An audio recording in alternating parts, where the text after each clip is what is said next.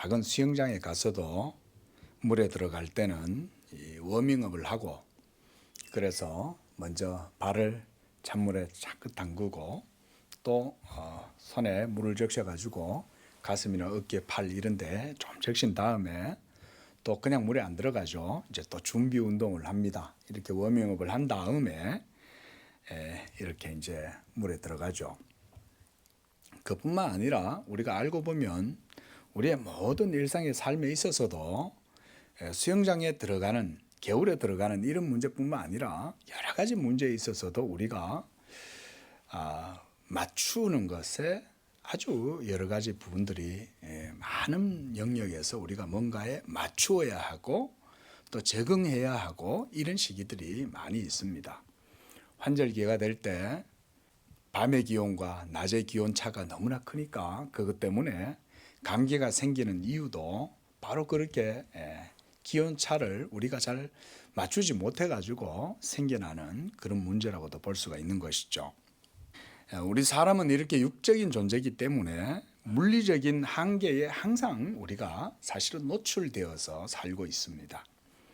그리고 무엇 하나도 그런 것들을 초월해서 살아갈 수가 없는 그런 연약한 상태로 우리는 살아가고 있습니다. 깊은 심해에서 작업을 하는 우리가 그 다이버들, 이분들은 그 깊은 심해의 압력을 견디기 위해서 이 고압의 이 혼합 기체를 호흡하면서 이 체내의 압력을 올려야 깊은 심해의 압력을 견디면서 수중 작업을 할 수 있다고 합니다. 그리고 다시 수면 위로 부상하기 위해서는 그냥 나오면 안 되는 거예요. 중간쯤 올라와서 이제 일정한 그 감압실에 들어가 가지고 높아진 압력을 장시간 서서히 내린 이후에 그런 다음에야 이제 밖으로 나올 수가 있다고 합니다. 이처럼 우리 사람은 이 육체의 연약함, 이 한계를 가지고 있는 거예요. 그래서 영적이고 하늘에 속한 진리에 대한 하나님의 진리의 말씀에 대해서도 우리가 그것을 알아가고 그것을 인식하고 그것을 의식하고 이렇게 되는 과정도 그런 것이 필요한 것입니다. 지난 시간에 저는 신약과 구약이 본질적으로 하나의 동일한 언약이었다 이렇게 말씀을 드렸어요. 우리가 신구약 성경의 동일성이다.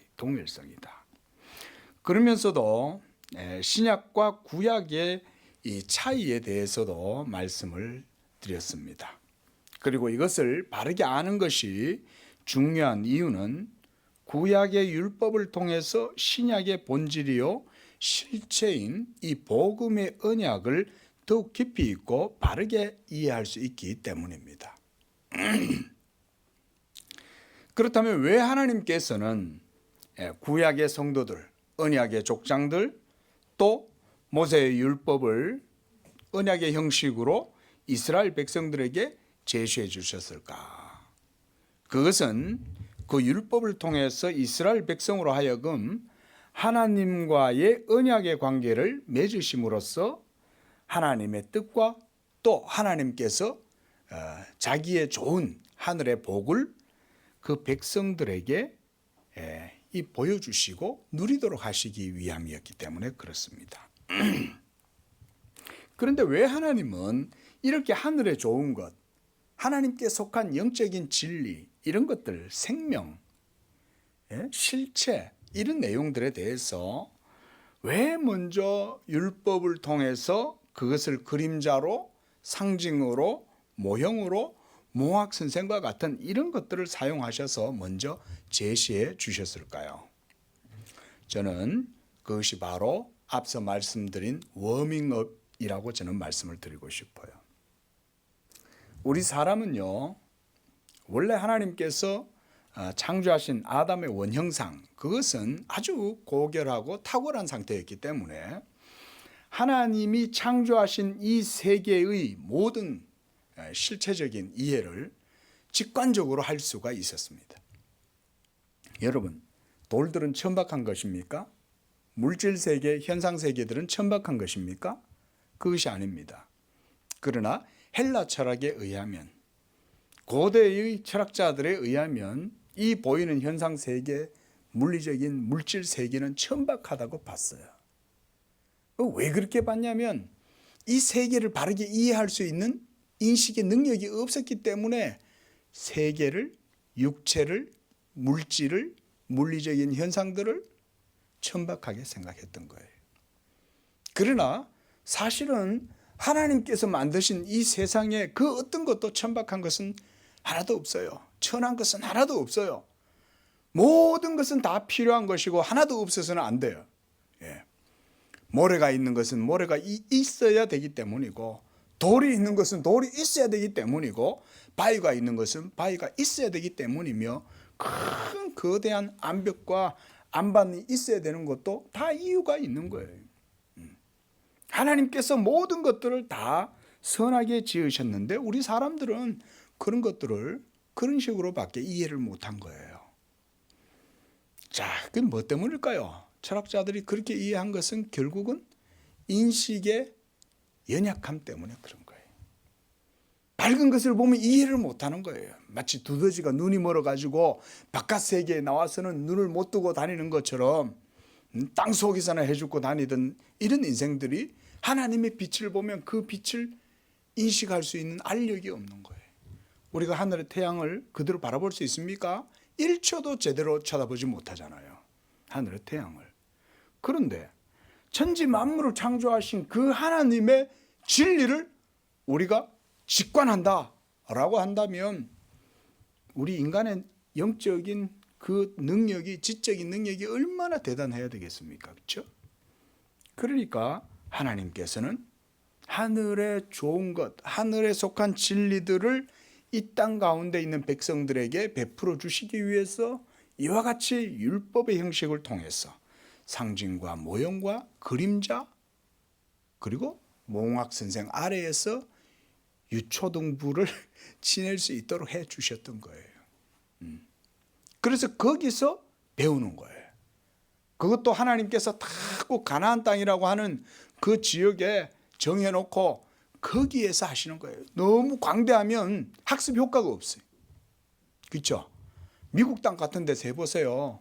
예? 중부, 서부, 북부, 동부, 서부 다 나뉘어져 가지고 하나님의 말씀의 교훈을 받을 수가 없는 거예요. 너무 이 학습터가 넓으면. 그러니까 하나님이 그 작은 땅 가나안 정도에서 이스라엘 12지파의 분깃을 나누어 주고 거기서 하나님의 하늘의 지식, 진리를 배우는 터전으로 삼게 하신 거예요. 요즘 이스라엘과 또 이슬람하고 막 이렇게 또 뭐 싸우고 야단이 났던데, 더 이상 여러분 그 중동 땅은 그 팔레스타인 거기 지금 뭐 가자지구 공격하고 막 그러잖아요. 그 더 이상 거기 약속의 땅 아닙니다. 여러분 그거 잘 아셔야 돼요. 거기 약속의 땅 더 이상 없어요. 우리의 약속의 본질은 어디 있어요? 예수 그리스도 하늘에 있는 거죠. 믿습니까? 이거 믿는다고 하면서도 예루살렘으로 돌아가자. 뭐 백투더 예루살렘, 백투더 예루살렘 그런 거예요. 전부 다 성경을 잘못 알아서 그런 거예요. 복음을 바르게 알면 복음의 실체가 예수 그리스도요. 저 하늘의 도성이 바로 예수 그리스도의 신령한 몸으로 말미암아 이루어져서 마지막 날에 이 땅에 하늘의 새 예루살렘 성이 예수 그리스도의 그 몸이 지상에 있는 교회와 완전한 연합을 이루게 된다는 것을 이 복음을 알면 어떻게 백투 예루살렘 자꾸 그런 소리를 하냐 이거죠. 저 중동에 있는 예루살렘은 더 이상 하나님의 학습터가 아닌 거예요. 그거는 옛날에 모델하우스였어요. 모델하우스. 이제 모델하우스는 다 이제 끝나고 이제 분양도 다 끝나고 입주가 다 끝났는데 무슨 모델하우스로 다시 돌아가자고 자꾸 그러냐 이거죠. 성경을 우리가 그래서 바르게 잘 알아야 되는 거예요. 그래서 우리 사람들은 너무나 육적으로 부패하고 연약한 육적 존재로 지금은 이렇게 타락하고요. 더군다나 우리가 성령으로 거듭났다고 해도 거듭난 성도들조차도 여전히 죄의 몸을 가지고 살아가고 있는 상황이기 때문에 우리가 이런 말씀들을 바르게 잘 배워야 잘못된 신앙에 우리가 기울어지거나 넘어지지 않는 거죠. 자, 그래서 우리는 하늘에 속한 초월적이고 영원하며 불멸하는 이런 신령한 생명과 진리의 지식에 대해서 이해할 수 있는 능력이 부족하기 때문에 하나님은 워밍업을 시켜주는 거예요. 저 구약의 이스라엘 백성들에게 이런 것들을 통해서 하나님께서는 뭘 보여주셨냐면 영적인 것들을 보여주시는 거예요. 땅을 차지하게 하심으로써 그 땅은 하늘에 속한 땅의 예표라는 것을 보여주는 거예요. 그리고 여리고성을 막 정복하다가도 그곳에서 범죄가 일어나 가지고 그렇게 해서 이스라엘 백성들이 막 그것으로 말미암아 하나님께 진노를 당하고 그렇게 할 때 그 아간의 범죄로 인해 가지고 이스라엘 백성들이 엄청나게 많이 죽임도 당하고 전쟁에서 패했잖아요. 그런 아간의 실수와 실패조차도 하나님은 하나님 나라의 교훈으로 보여주시는 거예요. 무리밥 안석에서 물이 솟아나는 것도 그리스도를 보여주는 것이고 하늘에서 만나가 떨어지는 것을 직접 먹게 하시는 거예요, 여러분. 여러분 가상 아닙니다. 실제로 먹는 거예요. 그거를 만나 땅에 떨어진 거를. 아침만 되면은 땅에 이 만나가 싹 내려와 있어요. 얼마나 맛있는지 잣에다가 육아에다가 우리나라에 육아 같이 그렇게 바삭바삭하면서 맛있는 거예요. 크런치 같이. 달콤하면서. 육아 장인이 만들어도 그렇게 맛있게 할 수 있겠어요? 그렇게 맛있는 거를 매일매일 먹는 거죠. 그걸 먹음으로써 하늘의 신령한 양식인 예수 그리스도의 몸을 하나님이 예표로 보여주는 거잖아요. 그런 것들을 통해 가지고 하늘의 것을 하나님이 누리게 하시는 거예요. 그래서 하나님께서는 지상의 것들을 통해서 미리 옛 언약의 족장들과 구약 이스라엘 백성들로 하여금 율법 아래에서 살게 하심으로써 장래 좋은 것에 그림자를 봄으로 영원한 진리를 인식하도록 해주신 거예요. 우리 오늘날 만나 먹어요, 안 먹어요? 무리밥 반석에서 생수를 마십니까? 안 마십니까? 우리는 삼다수 생수를 마시지 무리밥에서 나오는 반석의 물을 먹지는 않죠. 매출하게 하나님이 막 하늘에서 보내줍니까? 그런 거 아니죠. 그런 것들은 다 하나님께서 하늘에 속한 것들을 보여주시기 위한 예표였던 거죠. 상징이었던 거죠.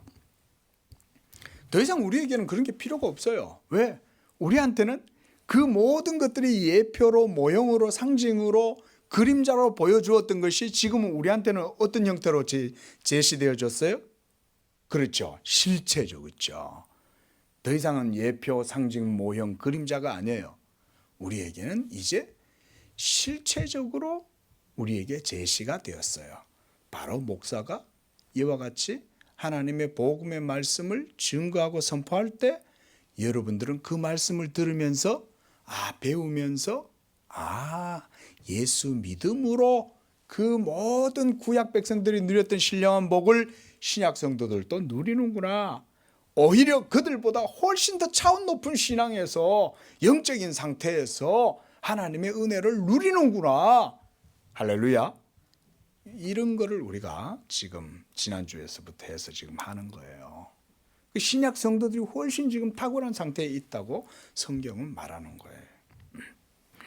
신약과 구약이 서로 완전히 다른 것으로 대조하고 있는 성경의 많은 구절들을 그러면 우리가 어떻게 보아야 할까요? 원래 그렇잖아요. 그렇죠? 성경을 보다 보면 너무 대조적이고 다른 거예요. 이러한 신구약의 차이점이 있지만 성경 전체의 통일성은 훼손시키지 않는다는 것을 우리가 잘 염두에 두셔야 됩니다. 그래서 우리가 신구약의 통일성도 바르게 이해를 해야 되지만 또 구약과 신약이 가지는 차이점도 바르게 이해를 해야 돼요. 이 두 가지를 그래서 말씀을 드리는 거예요. 그래서 칼빈은 기독교 강요에서요, 특별히 이 부분에 대해서는 네 가지 정도의 큰 주제를 이렇게 나누어 가지고 설명을 해줍니다. 그래서 오늘은 이제 세 가지 정도만 제가 말씀을 드리고 다음 주에 나머지 것들을 좀 말씀을 드리려고 그럽니다. 첫 번째로 하나님께서 구약 백성들의 그 영적인 의식들이 저 하늘의 신령한 기업으로 향하고 높이 들여 올려지기를 원했지만 이러한 소망 가운데에 더 잘 육성하기 위해서 그들에게 현세의 축복을 맛보게 해 주신 거예요. 그래서 우리가 네가 나가도 복을 받고 들어가도 복을 받고 네 떡반죽 그릇이 넘치고 하늘에 있으리 기름짐을 네가 받을 것이요 막 이런 얘기를 할 때 땅에서 잘 될 것이라고 그러고 장수할 것이라 그러고 형통할 것이라 그러고 너의 대적들이 한 길로 왔다가 열 길로 주행랑을 칠 것이고 막 이런 표현들은 모두 다 하늘에 속한 것이라기보다 아주 현세적인 내용들이잖아요. 있죠? 이런 현세적인 것들에 대해 가지고 막 이야기를 하시는 이유는 뭐냐? 그것을 통해서 하늘에 고원하고 고결하고 하늘에 속한 그런 영적인 진리를 그들에게 그것을 통해서 맛보게 해 주신 거예요. 하나님을 믿으면 하나님이 이와 같이 홍해를 열어주신다. 하나님의 말씀에 순종하면 아말렉을 이기고 모세의 손이 내려오면 아말렉한테 지고 제사장들이 여호와의 법궤를 메고 딱 요단강을 건너면 요단강이 딱 멈춰서고 전부 다 뭘 보여주는 거예요? 믿음의 나라를 맛보게 해주는 거죠. 이런 하나님이 과정들을 통해 가지고 하늘의 신령한 그 도성, 참 본향, 저 하늘에 속한 예수 그리스도의 몸, 그것을 경험하도록 워밍업 해주셨다는 거예요. 워밍업. 이걸 만약에 그런 과정 없이 그냥 이렇게 줘보세요. 어떻게 되겠어요? 큰일 나는 거예요. 그거를 받아들이지도 못하고 받았다고 해도 저들 마음대로 그것을 뭐 할 거 아니에요. 초대교회 때 그런 일들이 많았잖아요. 성찬하라고 줬더니 저들끼리 앉아가지고 그 성찬의 의미를 몰라가지고 막 부자들은 부자대로 가난한 사람들은 가난한 사람대로 끼리끼리 모여가지고는 막 떡을 먹고 어떤 사람은 포도주를 많이 마셔가지고 막 취해가지고 그러고 있고 뭐 이러니까 초대교회 때조차도 복음 시대의 이런 진리와 신령한 의식들을 누릴 수 있는 그런 게 잘 이게 훈련이 안 돼가지고 그러는 거예요. 그리고 오늘날은 벌써 이 기독교 역사가 이제 2000년이 되니까 우리가 이런 것들을 이제는 많이 이제 신학적 과정과 교리적 과정을 통해 가지고 다 정리가 됐잖아요. 그리고 종교교육을 통해서 오늘날 이와 같이 그래도 교회들이 아주 성경적인 이런 교회들을 지금은 이 땅에서 이제 우리가 볼 수가 있는 것이죠.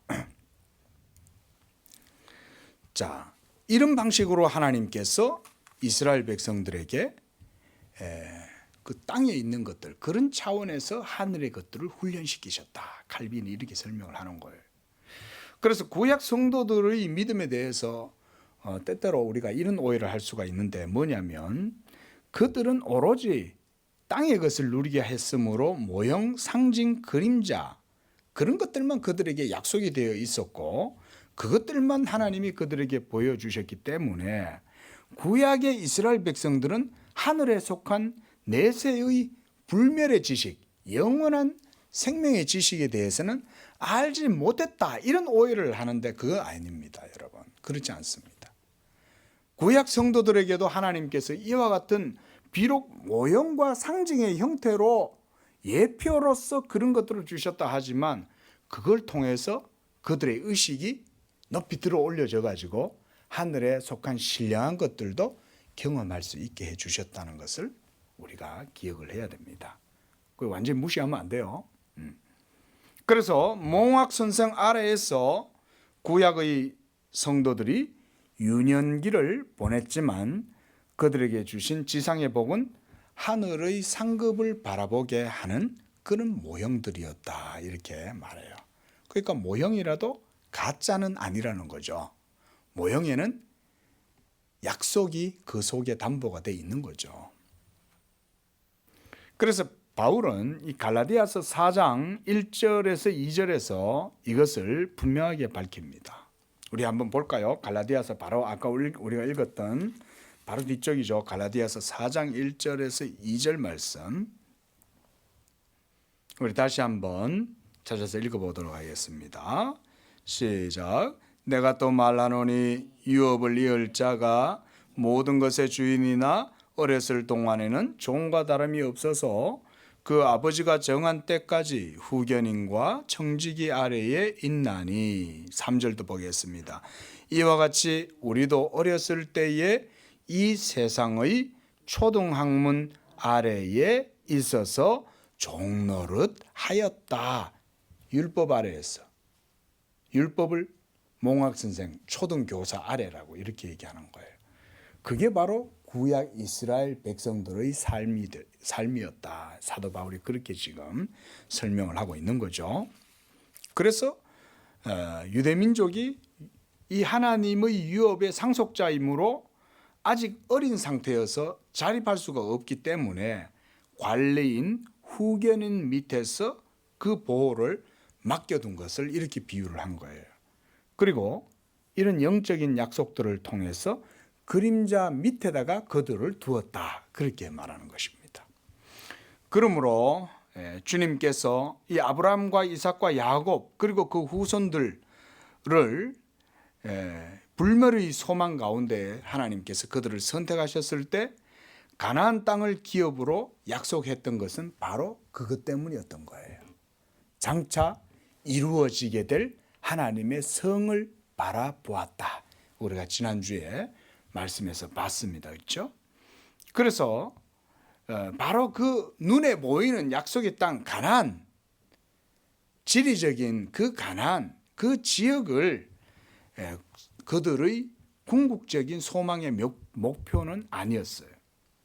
그렇지 않고서는 저 하늘의 것을 생각할 이유가 없는 거죠.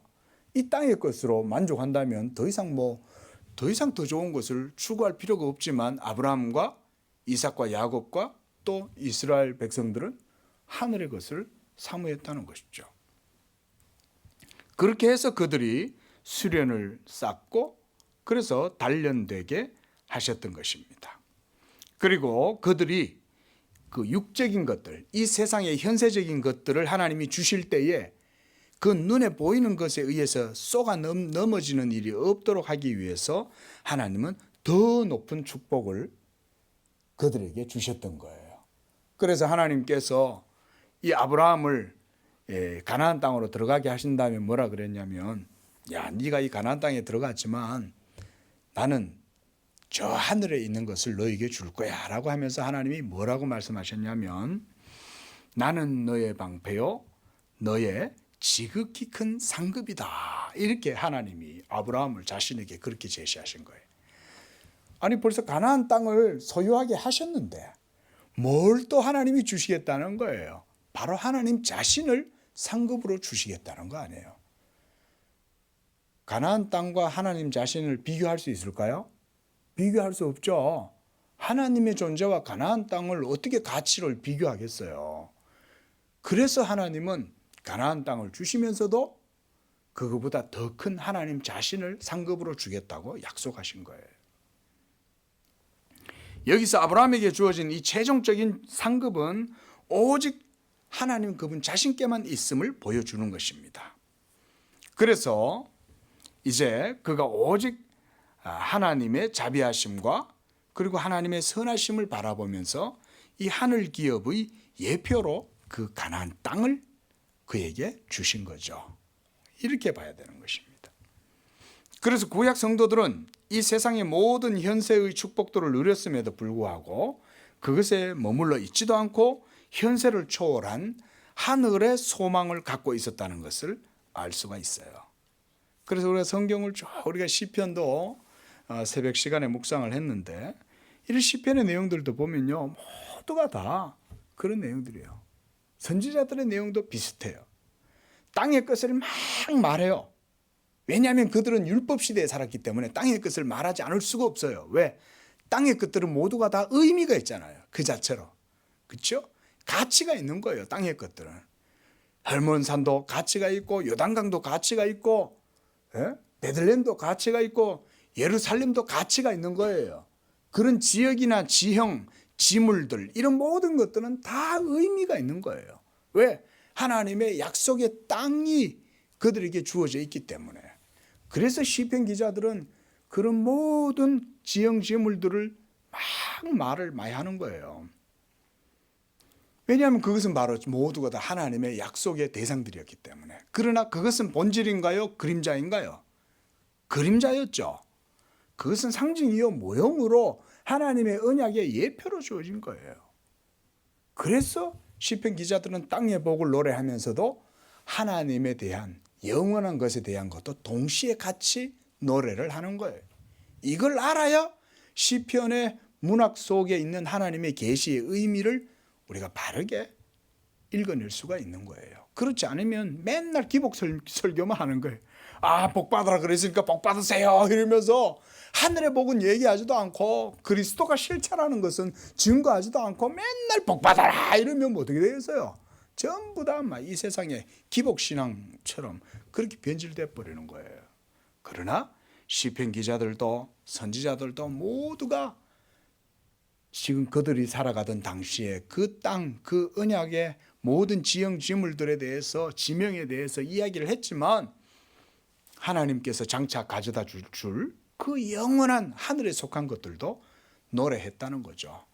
우리가 이사야서를 바로 지난 주간에도 봤는데 새벽 시간에 그렇죠? 그 어떻습니까? 보면 땅의 것을 말하다가 하늘의 것을 말하고 막 계속 그러잖아요.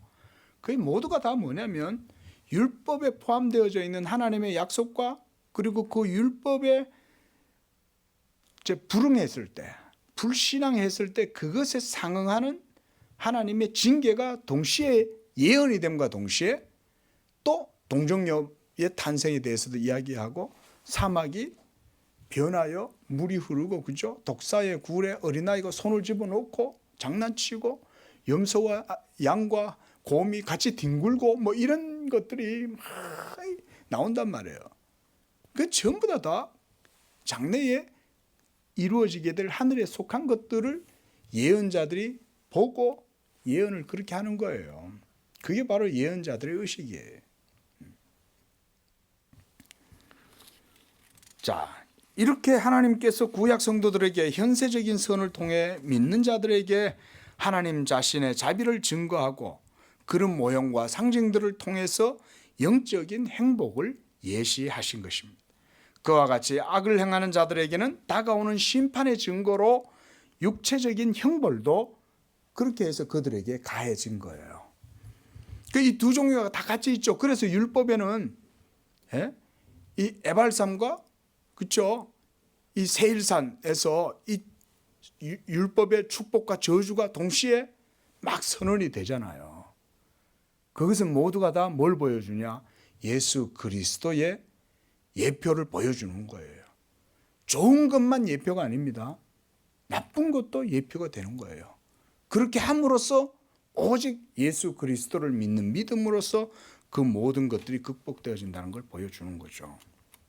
그래서 이스라엘 백성들에게 자신의 언약을 주셨을 동안에 미래에 관한 은총과 영원한 행복은 현세의 축복을 통해서 드러나게 하셨고 영적인 죽음의 위험성은 육체의 형벌을 통해서 알리시고 하나님께서 나타내 보여주셨다. 칼빈이 이렇게 설명을 하고 있습니다. 자, 두 번째 차이점. 형상과 그림자를 통해서 구약에 예표된 것의 실체이자 몸이신 그리스도께서 바로 신약의 제시가 되었다는 거예요. 자, 구약에는 이 실제가 없는 가운데 몸 대신 오직 형상과 그림자만 보여주었던 반면에 신약은 바로 현존하는 진리의 몸 그 자체를 제시해 주고 있죠. 그래서 우리가 성찬을 귀하게 여기는 이유가 바로 그런 것 때문입니다. 성찬 자체가 우리가 봤을 때는 그게 카스테라 썰어놓고 그리고 포도주를 갖다 놓고는 이렇게 우리가 뭐 포도주도 그냥 시중에서 아무 데서나 구해가지고 오는 거잖아요. 그거 그냥 뭐 카스테라하고 빵하고 뭐 포도주인데 그게 무슨 몸이냐? 그게 아닌 거예요. 하나님께서 그런 성례를 제정하신 다음에 우리에게 그걸 행하라고 하신 이유는 그 성례를 통해서 하나님이 우리가 먹고 마심으로 그리스도께서 그 몸으로 이루신 십자가의 은혜를 우리가 먹고 마실 수 있도록 그 형태로 우리에게 제시해 주신 거예요. 그래서 우리가 성찬을 언제까지 행해요? 주께서 오실 때까지 하는 거예요. 주께서 오실 때까지. 그때까지는 우리한테 그게 필요한 거예요. 신약의 성도라고 해서 우리가 완전한 하나님 나라를 소유하고 있는 게 아니잖아요. 여전히 우리는 죄의 몸 가운데에서 성령을 거스르고 늘 불순종하고 게으름과 나태함 가운데 기도하지 않고 하늘의 것을 추구하기보단 육적인 것을 취하고 그런 것을 쫓아가고 행하기를 즐거워하고 우리는 다 그러고 살잖아요. 그래서 주님은 교회에 성찬을 제정하신 거예요. 이렇게 이제 이 두 번째 차이에 대해서는요, 이 형상들과 실제에 대한 이런 모습들은 히브리서에서 더욱더 우리가 분명하게 볼 수가 있습니다. 자, 우리 히브리서 말씀 한번 찾아볼까요? 히브리서 7장 말씀 보십시오. 11절 말씀 한번 보십시오. 7장 11절. 레위 계통의 제사 직분으로 말미암아 온전함을 얻을 수 있었으면 어찌하여 아론의 반차를 따르지 않고 멜기세덱의 반차를 따르는 한 제사장을 세울 필요가 있었느냐. 제사 직분이 바뀌었은즉 율법도 반드시 바뀌어지리니 그랬습니다. 또 23절 말씀도 한번 보십시오. 제사장 된 그들의 수요가 많은 것은 죽음으로 말미암아 항상 잊지 못함이로되 예수는 영원히 있으므로 그 제사장 직분도 갈리지 아니하느니라. 또 그 앞에 21절 말씀 보십시오. 그들은 맹세 없이 제사장이 되었으되 오직 예수는 자기에게 말씀하신 이로 말미암아 맹세로 되신 것이라. 주께서 맹세하고 뉘우치지 아니하시리니 네가 영원히 제사장이라 하셨도다. 자, 구약의 제사장은 모형이고 그림자였다 이거예요. 그럼 실체는 누구냐? 예수가 진정한 제사장이라는 거예요. 그래서 예수님의 제사장 직분은 갈리거나 변하거나 없어지지 않아요. 구약의 제사장 직분은 없어지는 거예요. 왜? 모델하우스니까 없어지는 것입니다. 그러나 예수께서 하늘에 영원한 대제사장으로 그의 직분을 행하실 때는 그 직분은 없어지지 않고 영원하다. 그런 얘기를 하는 거죠. 그 다음 8장도 한번 보십시오. 8장 6절에서 13절. 6절에 말씀하죠. 그러나 이제 그는 더 아름다운 직분을 얻으셨으니 그는 더 좋은 약속으로 세우신 더 좋은 언약의 중보자시다. 13절 보세요. 새 언약이라 말씀하셨음에 첫것은 낡아지게 하신 것이니 낡아지고 새하는 것은 없어져 가는 것이 아니냐. 율법은 그런 것이다. 그 얘기를 설명하는 것입니다. 그러고 나서 이 히브리서 기자는 이 약점의 본질, 이 구약의 약점의 본질에 대해서 말해줘요. 율법에는 의의 행동, 즉 외면적인 물리적인 행동이 있지만 이러한 행동을 행하는 사람들을 양심상으로 완전히 깨끗하게 그렇게 해주지는 못했다는 거예요. 왜냐하면 희생제물을 통해서 하나님께 죄사함의 제사를 바친다고 하지만 그것을 통해서는 진정하게 죄를 없앨 수가 없는 거예요. 죄를 없애는 모형과 그림자를 양을 통해서 보여주기는 하지만 그거는 실제의 것이 아니잖아요. 그건 그림자니까 이렇게 해서 내 죄사함을 받는구나 이런 정도의 양심의 위로를 얻는 거죠. 그런데 또 뒤돌아서서 가다가 또 길거리에서 또 죄를 짓는 거죠. 그러면 그 양심이 어떻게 온전해지겠냐 그런 말을 하는 것이죠. 자, 그래서 히브리서 10장 1절을 보세요. 여기 보면, 자, 우리 함께 읽어봅니다. 시작. 율법은 장차 올 좋은 일의 그림자일 뿐이요 참 형상이 아니므로 해마다 늘 드리는 같은 제사로는 나아오는 자들을 언제나 온전하게 할 수 없다. 온전하게 할 수가 없다. 왜? 짐승의 피니까. 그런데 우리의 양심을 완전히 깨끗하고 정결하게 해주어서 양심의 평안과 영적인 위로, 하나님 앞에서 영적인 자유함을 누릴 수 있는 확신을 주는 피는 하나님의 어린 양이신 예수 그리스도의 피밖에 없다는 것을 이렇게 강조를 하는 것이죠. 자, 그래서 율법의 유일한 기능은 뭐냐? 복음에서 드러난 더 좋은 소망을 소개해 주는 것이다. 칼빈은 이렇게 말씀을 합니다. 자, 그래서 구약의 교회는 그리스도께서 육신으로 나타나기 전에는 유대인들의 율법의 보호와 지도로 그리스도에게 인도되었다고 한 이 말을 우리가 이해할 수 있습니다. 이스라엘 백성들은 하나님의 아들이여 후사였지만 아직은 어려서 그들은 몽학 선생 밑에 있어야 했던 것입니다. 그리고 그런 워밍업 과정을 통해서 초등학문 과정들을 통해 가지고 우리가 대학교 교육을 이렇게 받아들이는 것처럼 그런 과정 속에서 하늘의 것들을 누리게 했다고 그렇게 사도 바울도 설명을 해줍니다. 그래서 주님도 누가복음 16장 16절에서 이렇게 말씀하셨어요. 율법과 선지자는 세례 요한의 때까지다.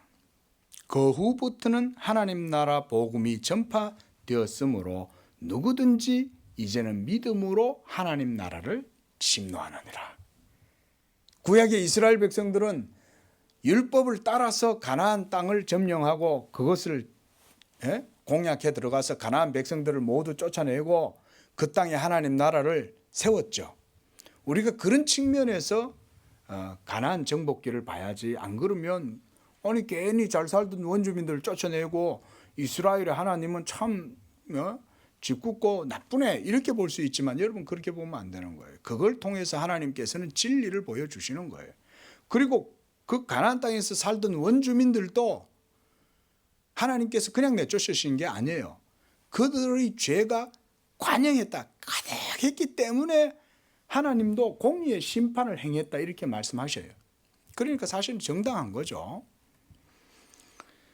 자, 여러분 율법과 선지자들이 이 요한의 때까지다 이렇게 말씀했을 때 그 율법과 선지자들이 구약 백성들에게 가르쳐 준 게 무엇이었을까요? 지금까지 말씀드렸던 그런 내용들인 거예요. 그들은 장차 올 좋은 것, 그리고 멀리서 빛나고 있는 저 별, 저 다윗의 별을 지시하면서 도래할 하나님의 나라에 대해서 백성들에게 계속 제시를 해준 거예요. 봐라, 장차 그가 오실 것이다. 그날에 여호와의 날에 만군의 여호와께서 일어나실 것이다. 막 이러면서 계속 그 날을 얘기하죠. 그게 바로 예수 그리스도의 인격과 사역에 빛나는 복음의 빛이에요. 그래서 바울이 그리스도 안에서 이와 같은 지혜와 지식의 모든 보화가 계시되었다라고 말한 것입니다. 자, 그럼에도 불구하고 구약의 성도들은 이러한 언약의 족장들과 왕과 선지자 제사장들은 아주 놀라운 계시의 빛을 그 당시에는 받은 거예요. 이방 세계에서는 절대로 찾을 수가 없었던 거죠. 블레셋이든 그렇죠. 그 주변에 살았던 애굽이든 바벨론이든 아수르든 뭐 다른 나라는요. 그 아람이든 이런 데는 그 몰랐던 거예요. 그런 거를. 오직 하나님의 택하신 백성 이스라엘에게만 그것이 허락되어졌고 하나님께서 그것을 그들에게만 계시하셨던 거예요. 그래도 그들은 하늘의 빛을 바라보았어요. 그러함에도 불구하고 그들이 그처럼 놀랍고 탁월한 사역을 했다 해도 아브라함도 이사야도 심지어 세례 요한조차도 천국에서는 작은 자라는 거예요. 구약에서 세례 요한보다 큰 이가 없다 이렇게 말한 이유는 세례 요한은 누구를 보았기 때문에? 예수님을 직접 보았기 때문에 그런 거예요.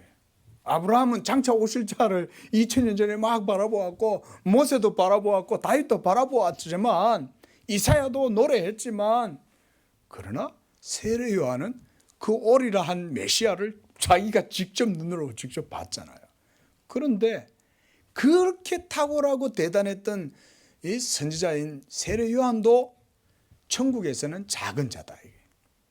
그 천국은 바로 신약의 복음의 은총 가운데 있는 교회를 말하는 거예요. 믿으시기 바랍니다. 자, 그래서 누가복음 10장 24절에서도 주님은 말씀하셨어요. 내가 너희에게 말하노니 많은 선지자와 임금이 너희가 보는 바를 보고자 하였으되 보지 못하였으며 너희가 듣는 바를 듣고자 하였으되 듣지 못하였다. 너희 눈은 봄으로 너희 귀는 들음으로 복이 있다. 예? 얼마나 대단합니까? 그런데 우리는요, 또 예수님 당시에 있었던 사람들보다 우리는 사실은 훨씬 더 차원 높은 그런 하나님의 은혜를 사실 누리고 있습니다. 여러분 이거 아셔야 돼요. 그때 당시에 예수님이 눈에 보였으니까 더 대단하지. 아니요. 예수님은 그렇게 말씀 안 하셨어요. 예수님은 제자들에게 뭐라 그랬습니까? 내가 너희들과 함께 있는 것도 좋지만 내가 아버지께로 가는 것이 너희들에게 더 좋다. 왜? 내가 아버지께로 가면 내가 보혜사 성령을 너희에게 보내주어서 내가 너희 바깥에 있는 게 아니라 너희 속에 성령으로 말미암아 함께하기 때문에 그렇다. 할렐루야. 할렐루야. 예. 뭐 이렇게 아직 확실히 적은 거 보니까 우리 양재교회는 아직 성경 공부를 많이 해야 돼요. 성령이 여러분 안에 오시면 구약의 모든 율법과 선지자들이 그토록 바라고 바랬던 것이 이루어지는 거예요. 이게 바로 신약의 복음의 은혜예요. 성령이 오셨네.